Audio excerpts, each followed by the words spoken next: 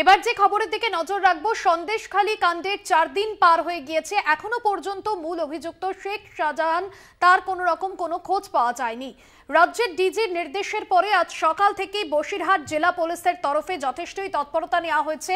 বাসন্তী highway প্রত্যেকটি গাড়ি আসলেই চলছে নাকা চেকিং এবং সেই ছবি আপনাদের সামনে তুলে ধরছি। বাসন্তী হাইওয়েতে গাড়িগুলির ওপর নাকা চেকিং করা হচ্ছে পুলিশের তরফে। গত শুক্রবার সন্দেশখালীতে যে ঘটনা ঘটেছিল, ইডি আধিকারিকরা তারা তল্লাশি অভিযানে গিয়ে রীতিমতো গ্রামবাসীদের বিক্ষোভের মুখে পড়েন, আর তারপরেই ইডি আধিকারিকরা তারা আক্রান্ত হন এবং সেখান থেকে সেই এলাকা ছেড়ে ফিরে আসতে বাধ্য হন লঞ্চে করে।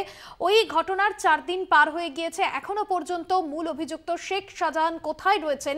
যদিও স্থানীয় তৃণমূল নেতৃত্ব বা বিধায়কের তরফে যে মন্তব্য, তিনি এখানেই রয়েছেন, তিনি গ্রামেই রয়েছেন, তবে এখনো পর্যন্ত তার কোনো রকম কোনো খোঁজ মেলেনি। বাসন্তী হাইওয়েতে ইতিমধ্যেই নাকা চেকিং চলছে। রাজ্য পুলিশের ডিজি মুখ খোলার পর তৎপরতা নেওয়া হয়েছে বসিরহাট জেলা পুলিশের তরফে, বসিরহাট জেলা প্রশাসনের তরফে দফায় দফায় নাকা চেকিং করা হচ্ছে। সঞ্জিত চক্রবর্তী রয়েছেন আমাদের সঙ্গে ফোন লাইনে। সঞ্জিত, বসিরহাট জেলা পুলিশের তরফে কি পদক্ষেপ নেওয়া হয়েছে? দেখো, বসিরহাট জেলা পুলিশের প্রথম থেকেই পদক্ষেপ নেওয়া শুরু হয়েছিল। তারপরে রাজ্যের ডিজি অর্থাৎ রাজীব কুমারের মুখ খোলার পরে কিন্তু নড়ে চড়ে বসেছে বসিরহাট পুলিশের আধিকারিকরা। আজকে সকাল থেকে যে ছবিটা আমরা বারবার দেখছিলাম, যে বিশেষ করে বাসন্তী হাইওয়ে অত্যন্ত গুরুত্বপূর্ণ রাস্তা, মিনাখা, সন্দেশখালী, নেয়ার বিভিন্ন পয়েন্টে এখান থেকে তারা ট্র্যাজিক পয়েন্ট করে বিভিন্ন গাড়ি চেকিং করছে।